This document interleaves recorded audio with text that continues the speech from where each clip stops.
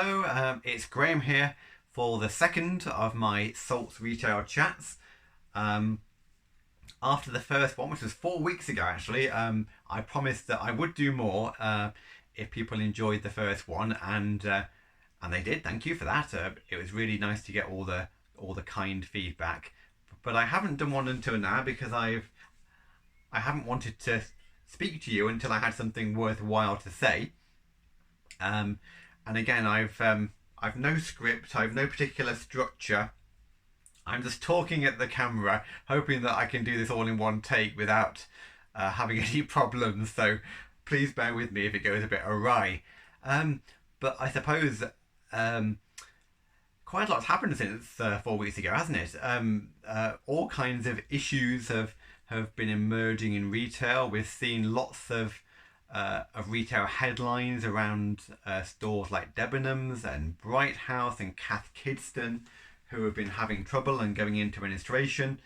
But I suppose it's important to say that all those businesses that have collapsed in the last few weeks have tended to be ones that were already teetering on the brink.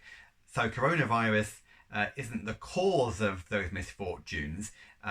It's merely something that has tipped already weak businesses over the edge. And the problem, I suppose, is when we start to get businesses who are otherwise in quite good shape falling into trouble. That is when we know that the issues on the high street are really troubling. But I don't think we're quite there yet. But certainly it's very tough for all these high street multiples because although they are getting a reprieve on the business rates, although all retailers are able to kind of furlough staff who aren't currently working, all those things are good, of course, but the issue of rents hasn't gone away. You've got landlords like Into and Hammerson and the smaller landlords too who are only receiving a fraction of the rent they would normally do, and something has to give at some point.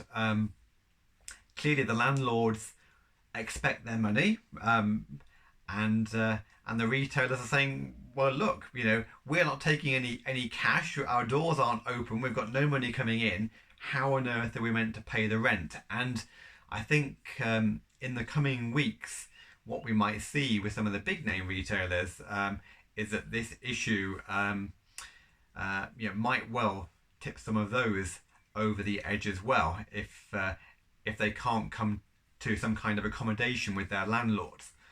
On the flip side, I think what we're seeing in terms of independent retail is, oddly, for the most part, fairly positive. I spoke about it, I think, in my last video, in that we're seeing quite a lot of independents who are finding new ways of reaching their customers, and certainly that includes some of those retailers who are deemed essential, who can still open and trade, as well as some who aren't able to open their doors but who can find ways of selling online or through delivery or other ways. And I think there's some quite exciting things happening, and I keep being asked about what the post-COVID retail landscape looks like. Indeed, if I had £1 for every time someone interviewing me had asked that question, I certainly wouldn't need any government grants.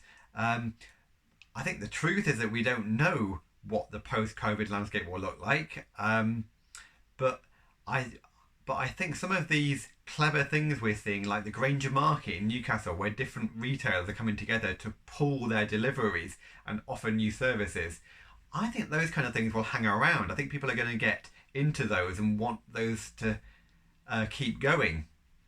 And you've got all these independents who are embracing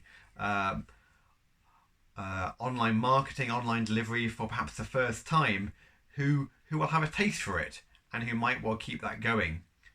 But even among the businesses who aren't currently trading, I guess what I'm sensing on Facebook and Twitter and elsewhere is a lot of resilience, a lot of determination to get through all this, and that's quite heartening, really. I don't sense a lot of businesses uh, who I work with in places like Chesterley Street, I don't sense that they are giving up. I sense that they really want to get back to serving the communities that they care about, serving the customers that they love serving. And so I'm hopeful that once all this is over, um, you know, our high streets will still exist, and that there will still be really great businesses out there who I can get, out and help and support and do all the things that I normally enjoy doing that I can't do at the moment, at least not face to face and in person anyway. And I suppose that whole question about being face to face and having to deal with not having that personal contact it's a real issue, isn't it? It's one of the things that I think I was struggling with before, and in the last 4 weeks, I've really been embracing all these tech things that we have at our disposal to communicate with people in a virtual way. So I guess, like all of you, I've been having umpteen WhatsApp video chats, Skype chats, Facebook Messenger chats, Zoom, of course, and also trying out a platform called Remo, which I think is quite interesting, and we're looking at that at Durham Business Club as a way of bringing members together and trying to recreate some of the atmosphere that you get in a face-to-face meeting, but doing it in a online environment. And I guess I've always been a bit resistant to all these webinars and things. Every time I had an email about a webinar, I'd be like, oh, not again. I always perceived it as a way of a company offering something free and then trying to hook you in with lots of spammy emails about whatever they're trying to sell. But to be fair, I think during COVID-19, we have reclaimed the webinar. People have taken it back, and suddenly video conferencing and video chats are something that belong to all of us. And it doesn't have to be about selling. In many cases, it's not about selling. It's just about having those human connections. And I know, I've been quite surprised actually when I have a chat to my friends and the people I work with. I've had such a buzz afterwards. I'll speak to someone, and after I've had the conversation, it does feel like I've seen them. It feels like I've had that connection, and it gives me a buzz and a glow for the rest of the day or for a few days. And so I really value that human contact, and it's making me appreciate more than ever the people who I really care about anyway.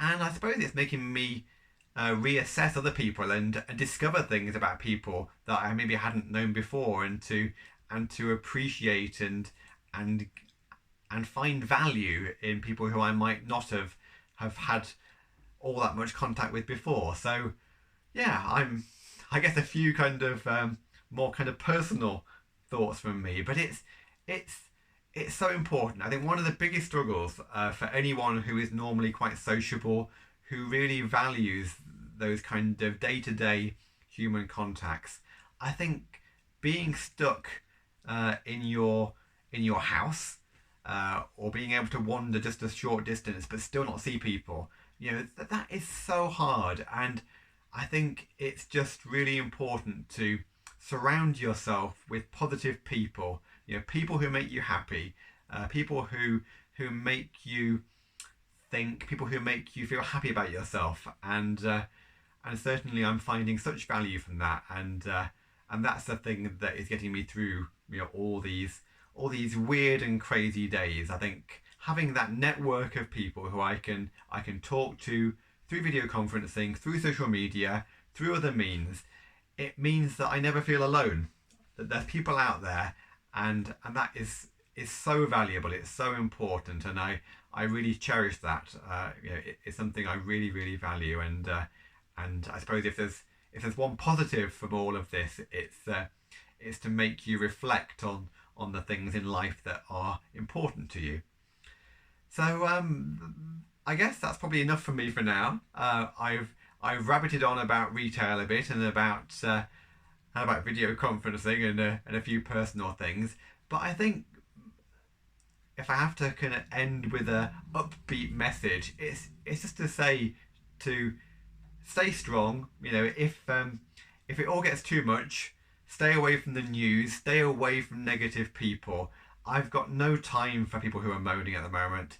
It's there's enough horrible stuff out there anyway without me having to face it on Facebook and Twitter and elsewhere. So I'm surrounding myself with good people, people who have positive energy, people who can help me get through all this. Um, and yeah, I think I'm feeling quite positive about what the future holds. Uh, it's going to be tough. The high street is going to need all kinds of help, all kinds of support, but I'm keen to be a part of it, and I'm keen to keep doing all the stuff that I do. And I think more than anything else, I'm looking forward to seeing my friends and my family face to face, and giving them a good Graham hug, as that is something I miss more than anything else, I reckon. So anyway, I've rattled on enough. I hope I've said something of value or interest, or that sparks a positive thought in you. And I'm sure I'll be back before too long with a third Soult retail chat. So all take care, stay safe, look after yourself, uh, be positive, and surround yourself with good people. And I'll talk to you soon. Bye for now.